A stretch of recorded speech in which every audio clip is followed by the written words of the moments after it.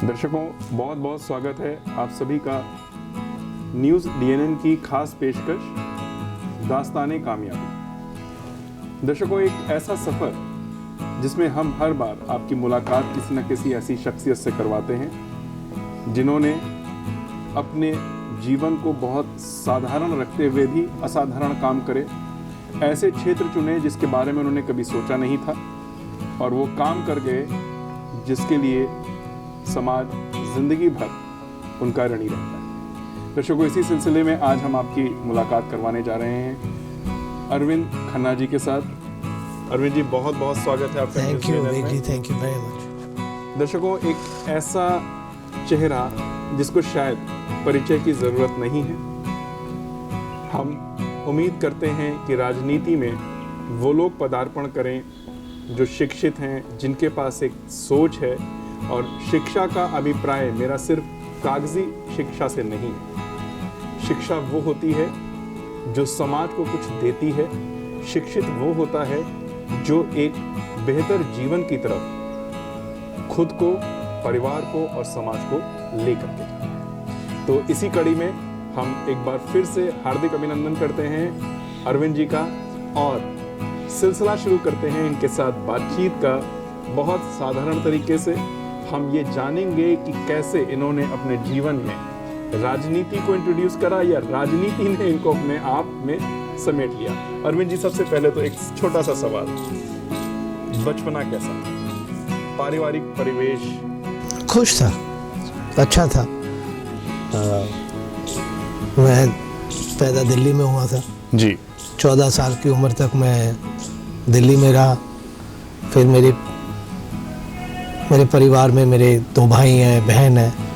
ठीक था, कम्युनिटी में घूमते फिरते थे, स्पोर्ट्स खेलते थे और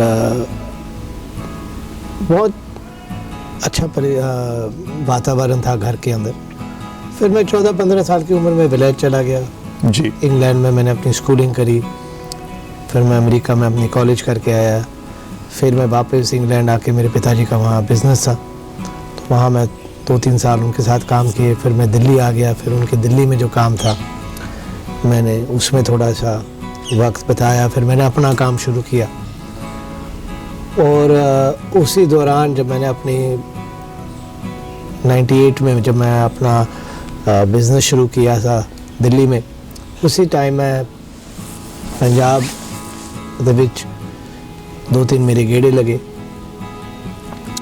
एंड फिर मैं पंजाब में ही बस गया। अरविंद जी, एक छोटा सा सवाल आपसे चाहेंगे। बचपने की जब हम बात करते हैं, आपने बताया 14 साल तक आप दिल्ली में रहे, तो घर का माहौल क्या था? क्या राजनीतिक वातावरण था या माताजी और पिताजी व्यवसाय में व्यस्त थे? नहीं, मेरी मदर तो उन्होंने सारे ਨੂੰ पालिया, तो वो तो हाउस वाइफ ही सी प्रोफेशनली। पिताजी प्योर बिजनेसमैन थे, एक्स आर्मी ऑफिसर थे। उन्हें फिर प्रीमेच्योर रिटायरमेंट करके उन्होंने अपना बिजनेस शुरू किया, परिवार ਨੂੰ ਪਸੰਦ ਆ काम किया। तो इस करके घर ਦੇ ਵਿੱਚ कभी पॉलिटिक्स की गल होंदी नहीं सी। बट आपने बताया पिताजी रिटायर्ड आर्मी ऑफिसर थे। हाँ। तो कहीं ना कहीं देशभक्ति की बातें तो रहती होंगी। हाँ, देश के लिए कुछ करना, क्योंकि जो एक फौजी का, एक सिपाही का जज्बा होता है, उसके अंदर जो उसको कूट कूट के भरा जाता है देश के लिए करने का। नहीं, पेट्रियटिज्म बारे बहुत सी। मेरे पिताजी पंजाबी सी जी। ही वाज ਉਹਨਾਂ ਦਾ ਜਨਮ ਲਾਹੌਰ ਵਿੱਚ ਹੋਇਆ ਸੀ। Okay. Because he before partition and from very good family before partition. But फिर वो सब कुछ ਛੱਡ ਕੇ ਉਹਨਾਂ ਨੂੰ ਇਸ ਪਾਸੇ ਆਣਾ ਪਿਆ and then he went to the army. Patriotism तो ਹੁੰਦੀ ਹੈ मेरे हमें जो लोग पाकिस्तान ਛੱਡ ਕੇ हिंदुस्तान आए ਉਹਨਾਂ ਦੇ ਵਿੱਚ ਜ਼ਿਆਦਾ ਹੁੰਦੀ ਹੈ, क्योंकि जो बाहरों ਕੁਝ ਕਹਾਂ ਖੋ ਕੇ ਆਏ ਆ, ਉਹਨਾਂ ਨੂੰ ਇਹ ਮਹਿਸੂਸ ਹੋਇਆ ਸੀ। ਤੇ ਸੈਲਫ ਮੇਡ ਮੈਨ ਸੀਗੇ। नहीं, पॉलिटिकल गल कभी नहीं, पेट्रियटिज्म बारे तो होंदी रही, देशभक्ति की गल होंदी सी। ਤੇ ਰਾਜਨੀਤੀ ਦਾ ਅਭਿਪਰਾय ਵੀ ਉਹੀ ਹੈਗਾ ਕਿ ਭਾਈ ਦੇਸ਼ ਸੇਵਾ ਹੀ ਰਾਜਨੀਤੀ ਦਾ ਜਿਹੜਾ ਮੁੱਖ ਆਪਾਂ ਕਹਿੰਦੇ ਨੇ ਉਦੇਸ਼ ਉਹੀ ਹੁੰਦਾ। ਰਾਜਨੀਤੀ ਦਾ ਵੀ ਉਦੇਸ਼ ਉਹੀ ਹੈਗਾ ਕਿ ਦੇਸ਼ ਦੀ ਸੇਵਾ ਕੀਤੀ ਜਾਏ। ਬਿਲਕੁਲ। ਹਾਲਾਂਕਿ ਚਲੋ ਡਿਫਰੈਂਸਸ ਹੋ ਜਾਂਦੇ ਨੇ, ਥਾਟ ਪ੍ਰੋਸੈਸ ਚੇਂਜ ਹੁੰਦਾ ਬੰਦੇ ਦਾ, ਬਟ ਫਿਰ ਵੀ ਜਿਹੜਾ ਬੇਸਿਕ ਕਨਸੈਪਟ ਹੈ ਰਾਜਨੀਤੀ ਦਾ ਉਹ ਤਾਂ ਉਹੀ ਹੈਗਾ ਕਿ ਅਸੀਂ ਦੇਸ਼ ਦੀ ਸੇਵਾ ਕਰਨੀ ਹੈ, ਉਹਦੇ ਵਾਸਤੇ ਅਸੀਂ ਰਾਜਨੀਤੀ ਚਾਹੁੰਦੇ ਹਾਂ। ਹਾਂ, ਪਰ ਜੋ ਕੁਰਬਾਨੀਆਂ ਸਾਡੇ ਫੌਜੀ ਚਾਹੇ ਆਰਮੀ ਨੇਵੀ 에ਅਰਫੋਰਸ ਦੇ ਹੋਣ ਜਾਂ ਸਾਡੇ ਜੋ ਬਾਰਡਰ ਤੇ ਪੁਲਿਸ ਵਾਲੇ ਬੈਠੇ, ਉਹਨਾਂ ਦੀ ਕੁਰਬਾਨੀਆਂ ਤੇ ਪੋਲੀਟੀਕਲ ਕੁਰਬਾਨੀਆਂ 'ਚ ਤਾਂ ਬਹੁਤ ਫਰਕ ਹੈਗਾ। ਉਹ ਤਾਂ ਆਪਣੀ ਜ਼ਿੰਦਗੀ ਆਪਣੀ ਜਾਨ ਕੁਰਬਾਨ ਦੇਣ ਲਈ ਤਿਆਰ ਹੈ। ਆਪਾਂ ਤਾਂ ਸਿਰਫ ਆਪਣਾ ਸਮਾਂ ਤੋਂ ਔਰ ਸੋਚ ਦਿੰਦੇ ਆ। ਬਿਲਕੁਲ। ਤਾਂ ਉਹਨਾਂ ਦੀ ਕੁਰਬਾਨੀਆਂ ਤੇ ਤਾਂ ਆਪਾਂ ਮੁਕਾਬਲਾ ਕਰ ਨਹੀਂ ਸਕਦੇ ਬਟ ਹਾਂ ਆਪਣੇ ਪੱਧਰ ਤੇ ਜੋ ਵੀ ਆਪਾਂ ਕੰਟਰੀਬਿਊਟ ਕਰ ਸਕਦੇ ਹਾਂ ਕਰਨ ਦੀ ਕੋਸ਼ਿਸ਼ ਕਰਦੇ ਹਾਂ। ਅਰਵਿੰਦ ਸਰ, ਤੁਸੀਂ ਰਾਜਨੀਤੀ 'ਚ ਕਦੋਂ ਪਦਾਰਪਣ ਹੋਇਆ ਤੁਹਾਡਾ? ਤੁਸੀਂ ਦੱਸਤਾ ਸਾਰਾ, ਤੁਸੀਂ ਐਜੂਕੇਸ਼ਨ ਆਪਣਾ ਉੱਥੇ ਕੰਪਲੀਟ ਕੀਤੀ। ਮੈਂ ਦੇਖੋ ਮੇਰੀ ਜਿਵੇਂ ਮੈਂ ਕਿਹਾ ਮੇਰੇ ਪਿਤਾ ਜੀ ਲਾਹੌਰ 'ਚ ਸੀ, ਮੇਰੀ ਮਾਤਾ ਜੀ ਪਟਿਆਲਾ ਪਰਿਵਾਰ ਦੇ ਵਿੱਚ ਉਹਨਾਂ ਦਾ ਜਨਮ ਹੋਇਆ ਸੀ। ਪਰ ਜਿਵੇਂ ਸਾਡਾ ਰਿਵਾਜ ਹੁੰਦਾ ਹੈ ਤੁਸੀਂ ਸ਼ਾਦੀ ਕਰਕੇ ਆਪਣੇ ਹਸਬੈਂਡ ਦੇ ਘਰ ਤੁਹਾਡਾ ਘਰ ਬਣ ਜਾਂਦਾ ਤੁਸੀਂ ਉੱਥੇ ਰਹਿੰਦੇ, ਤਾਂ ਮੇਰਾ ਪੰਜਾਬ ਤੇ ਆਣਾ ਜਾਣਾ ਤਾਂ ਬਿਲਕੁਲ ਨਹੀਂ ਸੀ। ਬਸ ਨਾਨਕੇ ਸੀਗੇ? ਸਿਰਫ ਨਾਨਕੇ ਸੀ। ਤੇ ਮੈਂ 26-27 ਸਾਲ ਦੀ ਉਮਰ 'ਚ ਮੈਂ ਪਹਿਲੀ ਵਾਰ ਆਇਆ ਪੰਜਾਬ, ਤੇ ਖੇਡਾਂ ਕਰਕੇ ਮੇਰੇ ਮਾਮਾ ਜੀ ਖੇਡਾਂ ਦੇ ਇੰਡੀਆ ਦੇ ਪ੍ਰਧਾਨ ਸੀਗੇ ਓਲੰਪਿਕ ਐਸੋਸੀਏਸ਼ਨ ਦੇ, ਤੇ ਉਹਨਾਂ ਦੇ ਨਾਲ 2-3 ਵਾਰ ਪੰਜਾਬ ਦੇ ਗੇੜੇ ਲੱਗੇ। ਮੈਂ ਇੱਥੇ ਜਦ ਮੈਂ ਛੋਟਾ ਸੀ ਪੰਜਾਬ ਬਾਰੇ ਬਹੁਤ ਵਧੀਆ ਕਹਾਣੀਆਂ ਸੁਣਦੇ ਸੀ, ਕਿੰਨਾ ਖੁਸ਼ਹਾਲ ਹੈ ਪੰਜਾਬ, ਕਿੰਨਾ ਤਰੱਕੀ ਦੇ ਪੰਜਾਬ। ਤੇ ਜਦ ਮੈਂ ਪਹਿਲੀ ਵਾਰ ਇੱਥੇ ਆਇਆ 97-98 ਦੀ ਗੱਲ ਹੋਣੀ ਹੈ, ਜੋ ਮੈਂ ਪੰਜਾਬ ਦੇਖਿਆ ਔਰ ਜੋ ਪੰਜਾਬ ਦੇ ਬਾਰੇ ਮੈਂ ਸੁਣਿਆ ਸੀ, तो बहुत फर्क ਸੀ। ਤੇ ਮੈਂ ਫਿਰ ਸਪੋਰਟਸ ਦੇ ਰਾਹੀਂ ਪੰਜਾਬ ਦੇ ਵਿੱਚ ਮੈਨੂੰ ਵਿਚਰਨ ਦਾ ਮੌਕਾ ਮਿਲਿਆ। ਉਹਦੇ ਬਾਅਦ ਮੈਂ ਸੰਗਰੂਰ ਜ਼ਿਲ੍ਹੇ ਦੇ ਵਿੱਚ ਇੱਕ ਆਪਣੀ NGO ਸ਼ੁਰੂ ਕੀਤੀ ਸੀ ਉਮੀਦ। ਇਹ ਕਿਹੜੇ ਸੰਨ ਦੀ ਗੱਲ ਹੈਗੀ ਹੈ? 97-98 ਦੀ। ਓਕੇ, ਉਦੋਂ ਹੀ ਤੁਸੀਂ ਪੰਜਾਬ ਆਏ ਸੀਗੇ? ਉਦੋਂ ਹੀ ਤੁਸੀਂ ਸਾਲ ਬਾਅਦ ਹੀ ਮੈਂ ਸਾਲ ਬਾਅਦ ਹੀ ਮੈਂ ਸ਼ੁਰੂ 6 ਮਹੀਨੇ ਸਾਲ ਬਾਅਦ ਹੀ ਮੈਂ ਸ਼ੁਰੂ ਕਰਤੀ ਸੀ। ਮੈਂ ਲੋਕਾਂ ਦੇ ਵਿੱਚ ਕੰਮ ਕਰਨ ਸ਼ੁਰੂ ਕੀਤੇ, ਪਿੰਡਾਂ ਦੇ ਵਿੱਚ ਦਵਾਈਆਂ ਵੀਕਲੀ ਡਾਕਟਰਸ MBBS ਤੇ ਮੈਂ ਹਾਇਰ ਕੀਤੇ, ਤੇ ਵਧੀਆ ਦਵਾਈਆਂ ਲੋਕਾਂ ਦੇ ਇਲਾਜ ਵਾਸਤੇ ਕੈਂਪ ਰੱਖਦੇ ਸੀ, weekly camps. then self help groups ਬਣਾਏ, women empowerment projects ਬਣਾਏ, ਬੱਚਿਆਂ ਨੂੰ ਰੋਜ਼ਗਾਰੀ ਦੇ ਸਾਧਨ ਦਿੱਤੇ। ਜੋ ਗ੍ਰੈਜੂਏਟ ਬੱਚੇ ਸੀ ਜਾਂ ਘੱਟ ਗ੍ਰੈਜੂਏਟ ਸੀਗੇ ਜਿਨ੍ਹਾਂ ਨੂੰ ਨੌਕਰੀਆਂ ਨਹੀਂ ਮਿਲਦੀ ਸੀ, ਉਹਨਾਂ ਦੇ ਵਾਸਤੇ ਇੱਕ ਪਲੇਟਫਾਰਮ ਬਣਾਇਆ ਜਿਹਦੇ ਰਾਹੀਂ ਉਹਨਾਂ ਨੂੰ ਚੰਗੀ ਨੌਕਰੀਆਂ ਮਿਲ ਸਕਣ। This is all you are talking about 97 ਚ ਸ਼ੁਰੂ ਕੀਤਾ ਸੀ and all the way till now ਹੁਣ ਵੀ ਚੱਲ ਰਹੀ ਹੈ। ਇੱਕ ਸਿੰਪਲ ਇੱਕ ਛੋਟਾ ਜਿਹਾ ਸਵਾਲ ਮਨ 'ਚ ਆ ਰਿਹਾ, ਮੈਂ ਦਰਸ਼ਕਾਂ ਵਾਸਤੇ ਪੁੱਛਣਾ ਚਾਹੁੰਦਾ ਤੁਹਾਡੇ ਕੋਲੋਂ। You were nowhere related to politics. ਤੁਸੀਂ ਦੱਸਿਆ ਸੀ ਮੈਂ ਮਾਮਾ ਜੀ ਦੇ ਨਾਲ ਆਏ ਸੀਗੇ, ਖੇਡਣ ਵਾਸਤੇ ਆਏ ਸੀਗੇ, ਦੇਖਣ ਵਾਸਤੇ ਆਏ ਸੀਗੇ, ਉਹ ਮਾਹੌਲ ਦੇਖਣ ਵਾਸਤੇ ਆਏ ਸੀਗੇ। What inspired you to start all these things? ਕੀ ਕਾਰਨ ਰਿਹਾ ਇਹਨਾਂ ਚੀਜ਼ਾਂ ਨੂੰ ਸ਼ੁਰੂ ਕਰਨ ਦਾ? I guess ਕहीं ਨਾ ਕहीं ਮੈਂ ਪਹਿਲੇ ਤੇ ਸੇਵਾਵਾਂ ਸ਼ੁਰੂ ਕੀਤੀ, ਤੇ ਮੈਨੂੰ ਫਿਰ ਲੱਗਿਆ ਕਿ ਦੇਖੋ ਇੱਕ there's a level as an Aam citizen ਤੁਸੀਂ ਕਿੰਨਾ ਕਰ ਸਕਦੇ ਹੋ। ਬਿਲਕੁਲ। ਜੇ ਵੱਡੇ ਪੱਧਰ ਦੀ ਚੇਂਜਸ ਲਿਆਉਣਾ ਚਾਹੁੰਦੇ ਹੋ, ਪਾਲਿਸੀਜ਼ ਦੇ ਵਿੱਚ ਚੇਂਜਸ ਲਿਆਉਣਾ ਚਾਹੁੰਦੇ ਹੋ, ਕਲਚਰਲ ਚੇਂਜਸ ਲਿਆਉਣਾ ਚਾਹੁੰਦੇ ਹੋ, ਉਹ ਜਦ ਤੱਕ ਤੁਸੀਂ ਸਿਆਸਤ ਵਿੱਚ ਨਹੀਂ ਘੁਸਦੇ ਤਦ ਤੱਕ ਤੁਸੀਂ ਉਹ ਚੇਂਜਸ ਨਹੀਂ ਲਿਆ ਸਕਦੇ। But the moment you started this, there was no political agenda. That was only a social agenda which was in your mind. When I started, it was a social agenda, but when I felt कि ਇਹਨੂੰ ਇੱਕ next level ਤੇ ਲੈ ਕੇ ਜਾਣਾ ਹੈ। ਦੇਖੋ ਇੱਕ individual ਜਿੰਨੀ ਵੀ ਹੈ ਆਪਣੇ ਕਮਾਈ ਚੋਂ उन दिनों च कोई CSR फंडिंग नहीं होंदी सी, ऐसी कोई चीज़ां नहीं सी जो हुण इंप्लीमेंट हुई हैं। तो एक लैवल ते ही तुसी चेंजेस लिया सकते हो।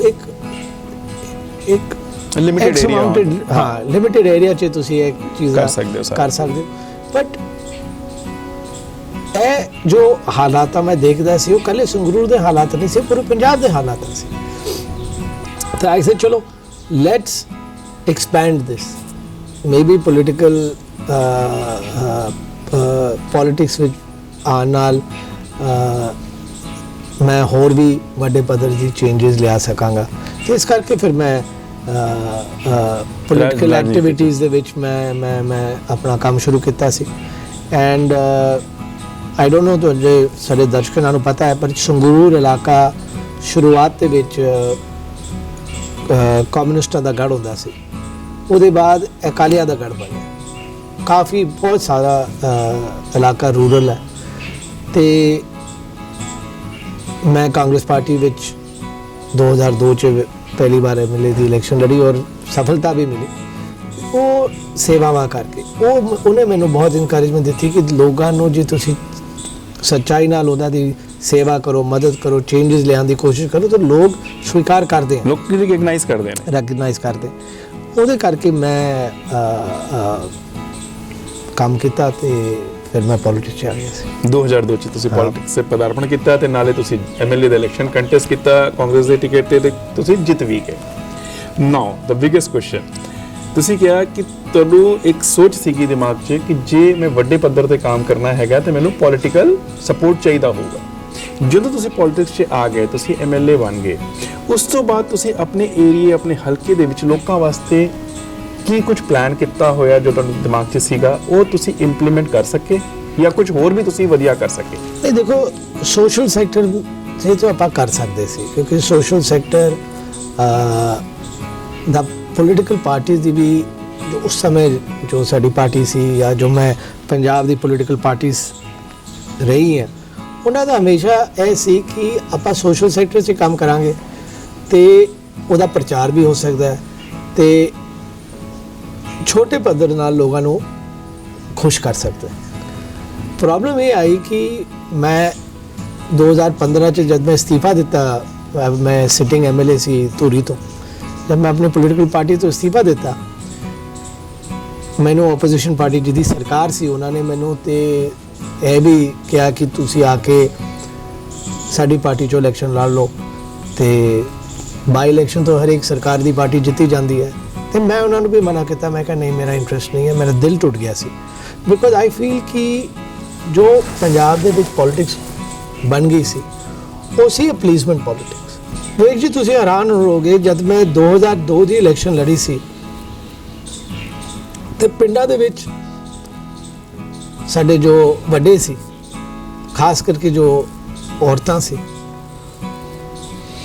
ਉਹਨਾਂ ਦਾ ਸਭ ਤੋਂ ਵੱਡੀ ਮੰਗ ਹੁੰਦੀ ਸੀ ਉਹਨਾਂ ਦੀ ਪੈਨਸ਼ਨ। 2022 ਦੀ ਜਦ ਮੈਂ ਚੋਣ ਲੜੀ 20 ਸਾਲ ਬਾਅਦ, ਲੇਡੀਜ਼ ਦੀ ਸਭ ਤੋਂ ਵੱਡੀ ਡਿਮਾਂਡ ਸੀ ਕਿ ਸਾਡੇ ਬੱਚਿਆਂ ਨੂੰ ਰੋਜ਼ਗਾਰੀ ਦਿਓ। ਕਿਤਨਾ ਸਿਨੈਰੀਓ ਬਦਲ ਗਿਆ 20 ਸਾਲ में, क्योंकि लोगों ने देखो उस समय चलो थोड़ी बहुत रोजगारी सीगी बट घट रही सी और पंजाब की किसी भी सरकार ने पिछले 25 साल पंजाब दे विच रोजगारी पैदा करन बारे कदी सोच नहीं की। आपा इन्वेस्ट पंजाब दे सरकारां ने स्कीम्स बनाई सी, इन्वेस्टमेंट कित्थे आई? ਸਕੂਲਾਂ ਦੇ ਵਿੱਚ, ਕਾਲਜਾਂ ਦੇ ਵਿੱਚ, ਹਸਪਤਾਲਾਂ ਦੇ ਵਿੱਚ। ਉਹਦੇ ਨਾਲ ਕੋਈ ਰੋਜ਼ਗਾਰੀ ਤਾਂ ਪੈਦਾ ਨਹੀਂ। ਉਹ ਤਾਂ ਜਿਨ੍ਹਾਂ ਨੇ ਇਨਵੈਸਟ ਕੀਤਾ ਉਹਨਾਂ ਨੂੰ ਬਹੁਤ ਵੱਡਾ ਮੁਨਾਫਾ ਵੀ ਹੈ। ਉਹਨਾਂ ਨੇ ਤਾਂ ਪੰਜਾਬ ਦੀ ਪੋਪੂਲੇਸ਼ਨ ਨੂੰ ਯੂਜ਼ ਕੀਤਾ। ਇੰਪਲੋਇਮੈਂਟ ਕਿੱਥੇ ਕ੍ਰੀਏਟ ਹੋਈ? ਅੱਜ ਜੇ ਤੁਸੀਂ ਅੰਕੜੇ ਦੇਖੋ ਤੇ ਪਰ ਕੈਪੀਟਾ ਜਾਂ ਪਰ ਪੋਪੂਲੇਸ਼ਨ ਵਾਈਜ਼ ਦੇਖ ਲਓ, ਮੇਰੇ ਖਿਆਲ ਵਿੱਚ ਪੰਜਾਬ ਦੇ ਵਿੱਚ ਸਭ ਤੋਂ ਵੱਧ ਲੋਕ ਬਾਹਰ ਜਾ ਰਹੇ, ਲੀਗਲੀ ਐਂਡ ਇਲੀਗਲੀ। ਔਰ ਵਰਲਡ ਦੇ ਵਿੱਚ ਵੀ ਅੱਜ ਤੁਸੀਂ ਦੇਖ ਰਹੇ ਹੋ, ਵਰਲਡ ਦਾ ਸਿਨੈਰੀਓ ਵੀ ਇਹ ਹੈ ਕਿ ਉੱਥੇ ਵੀ ਇੰਪਲੋਇਮੈਂਟ ਘਟ ਰਹੀ ਹੈ। ਉਹ ਵੀ ਬਾਹਰ ਵਾਲੇ ਲੋਕਾਂ ਨੂੰ ਨੌਕਰੀਆਂ ਨਹੀਂ ਦੇਣਾ ਚਾਹੁੰਦੇ, ਨਹੀਂ ਦੇਣਾ। ਅੱਜ ਪੰਜਾਬ ਦੇ ਵਿੱਚ ਸਭ ਤੋਂ ਵੱਡੀ ਡਿਮਾਂਡ ਹੈ ਕਿ ਆਪਾਂ ਇੱਥੇ ਰੋਜ਼ਗਾਰੀ, ਇੱਥੇ ਇੰਪਲੋਇਮੈਂਟ ਕ੍ਰੀਏਟ ਕਰੀਏ। ਪ੍ਰੋਬਲਮ ਇਹ ਹੈ ਕਿ ਪਿਛਲੇ 25 ਸਾਲ ਪੰਜਾਬ ਸਰਕਾਰ ਨੇ ਕਦੀ ਵੀ, ਸਰਕਾਰਾਂ ਨੇ ਇੰਡਸਟਰੀ ਪ੍ਰੋ ਪਾਲਿਸੀ ਬਣਾਈ ਨਹੀਂ ਹੈ ਔਰ ਇਸ ਕਰਕੇ ਅੱਜ ਪੰਜਾਬ ਦਾ ਇਹ ਹਾਲ ਹੈ। अरविंद जी, क्या दिक्कतें आई राजनीति में? क्या दिक्कतें आई? बहुत मुश्किल होता है। एक आप सोच लेकर के आते हैं कि हम समाज की भलाई के लिए काम करेंगे, हम सूबे की भलाई के लिए काम करेंगे, और अपना बिजनेस छोड़ करके आना, और यहाँ पर आकर के जब आप पॉलिटिक्स में जाते हैं तो आप हताश होकर के जब एक फैसला लेते हैं कि अब मैं राजनीति से थक गया, मैं नहीं जाना चाहता, वो क्या कारण था संक्षेप में? नहीं, देखो, टफ डिसीजंस पॉलिटिशियन हो ਲੈਣੇ ਪੈਂਦੇ ਆ, ਪਰ ਜੇ ਤੁਸੀਂ ਚੰਗਾ ਕੰਮ ਕਰਨਾ ਚਾਹੁੰਦੇ ਹੋ। ਮੋਦੀ ਸਾਹਿਬ ਨੇ ਡੀਮੋਨੇਟਾਈਜੇਸ਼ਨ ਕੀਤੀ ਜੀ, tough decision, very tough decision, criticism ਮਿਲਿਆ, ਪਰ ਅੱਜ ਉਹਦਾ ਦੇਖ ਲਓ ਦੇਸ਼ ਨੂੰ ਕਿੰਨਾ ਭਲਾ ਹੋਇਆ ਹੈ, ਫਾਇਦਾ ਹੋਇਆ ਇਸ ਦੇਸ਼ ਦਾ।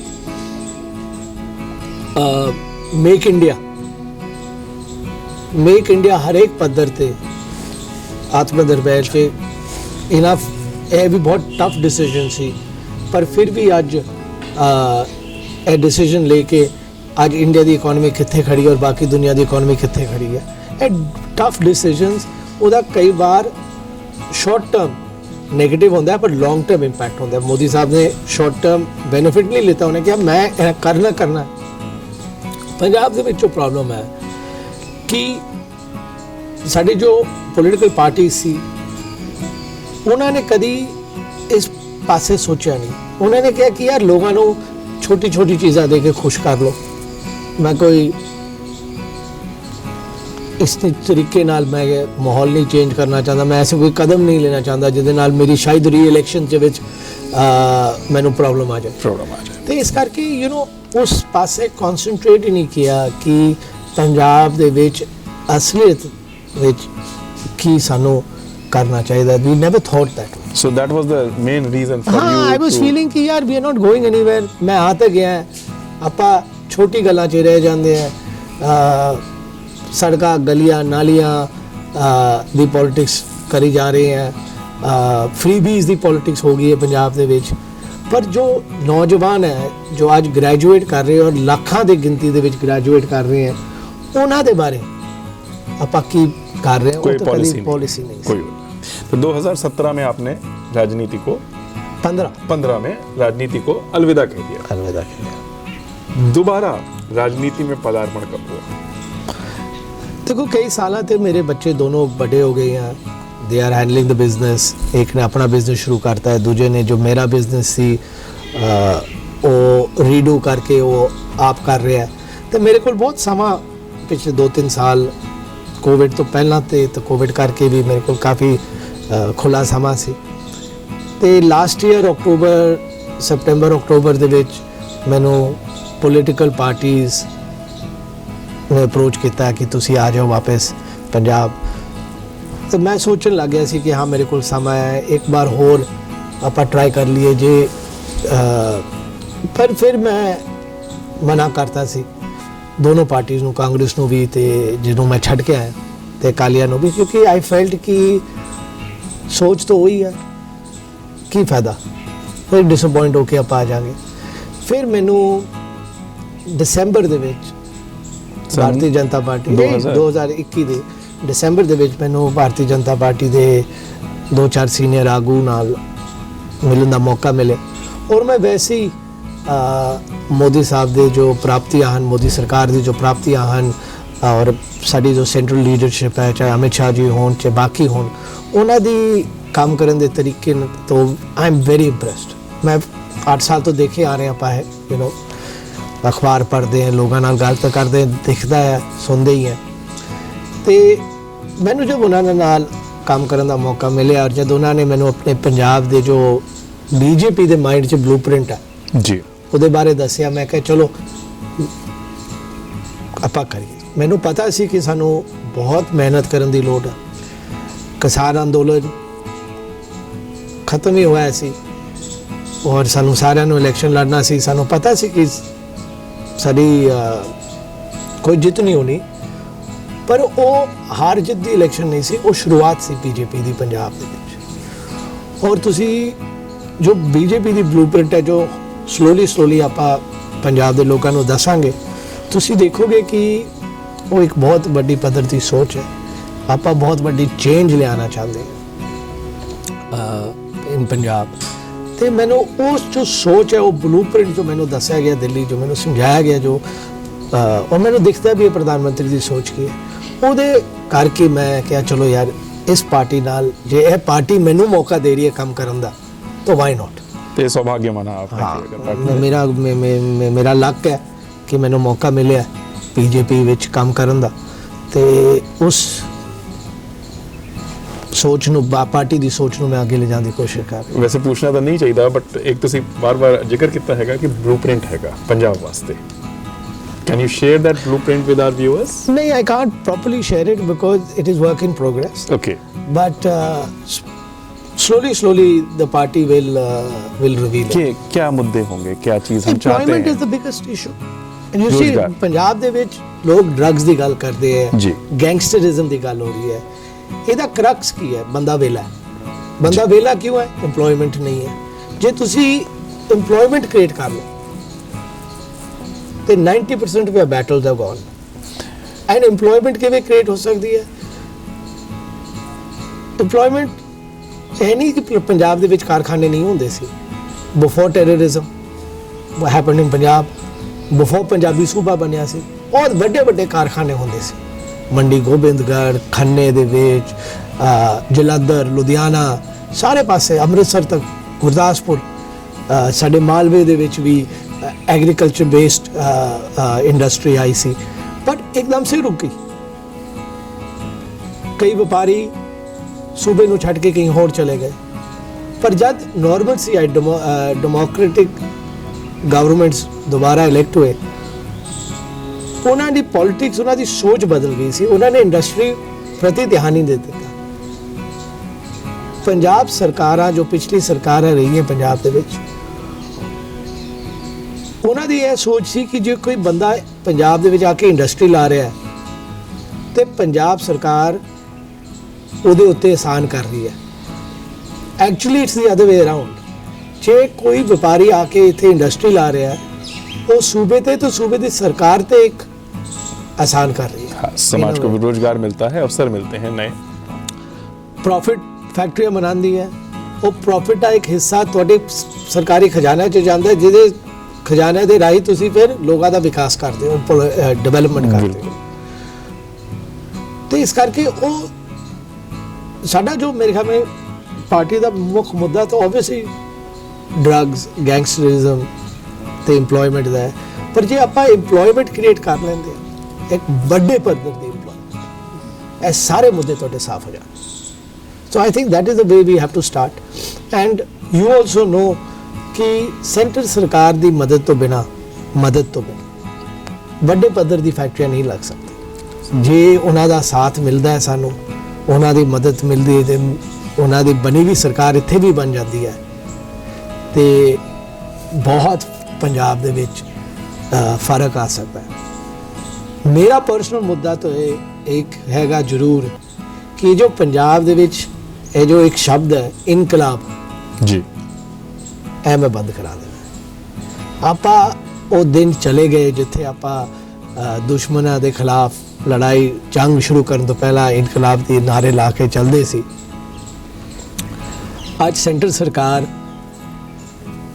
should be treated ਜਿਵੇਂ ਉਹ ਸਾਡਾ ਵੱਡਾ ਭਰਾ ਹੈ ਐਂਡ ਉਹਨਾਂ ਦੇ ਨਾਲ ਮਿਲ ਕੇ ਸਾਨੂੰ ਚੱਲਣਾ ਪੈਣਾ ਪੰਜਾਬ ਨੂੰ ਬਚਾਉਣ ਵਾਸਤੇ। ਪਹਿਲੇ ਹੀ ਸਾਡੇ ਬਾਰਡਰ ਤੇ ਪਾਕਿਸਤਾਨ ਬੈਠਾ ਹੈ ਜੋ ਸਾਡਾ ਮਾਹੌਲ ਖਰਾਬ ਕਰਨ ਦੀ ਕੋਸ਼ਿਸ਼ ਕਰ ਰਿਹਾ ਹੈ। ਵੇਲੇ ਲੱਗਿਆ ਰਹਿੰਦਾ। ਸਾਡੇ ਖਾਲਿਸਤਾਨੀ ਮਾਈਂਡਡ ਡਰਪੋਕ ਲੋਕ ਕੈਨੇਡਾ, ਜਰਮਨੀ ਤੇ ਇੰਗਲੈਂਡ 'ਚ ਬੈਠੇ ਹੈ ਜੋ ਲੋਕਾਂ ਨੂੰ ਛੁੱਟੀਆਂ दी जा रहे हैं जी, खालिस्तान की गल करो, खालिस्तान की गल करो। ये डरपोक लोग उत्थे बह के गल्लां कर रहे हैं। इस करके मेरे ख्यालात नाल जे आपां एक सेंटर सरकार नाल मिली जुली सरकार पंजाब दे विच बनाने में सफलता प्राप्त करते हैं तो बहुत बड़े पद्धर की पंजाब दे विच चेंज आ सकती है। दर्शकों, ये थी हमारी बातचीत अरविंद जी के साथ, जिन्होंने अपना सफ़र बताया, कहाँ से दिल्ली में शिक्षा, उसके बाद विदेशों में शिक्षा, उसके बाद अपना व्यवसाय। माता जी हाउसवाइफ जिन्होंने बच्चों की परवरिश करी, संस्कार दिए, और उसके बाद इन्होंने जब पंजाब में कदम रखा तो सिर्फ एक बात ने इनको प्रेरित करा कि जो पंजाब इनकी परिकल्पना में था, जिसकी ये कल्पना करते थे, और जब ये पंजाब में आए तो वो पंजाब इनको नज़र नहीं आया।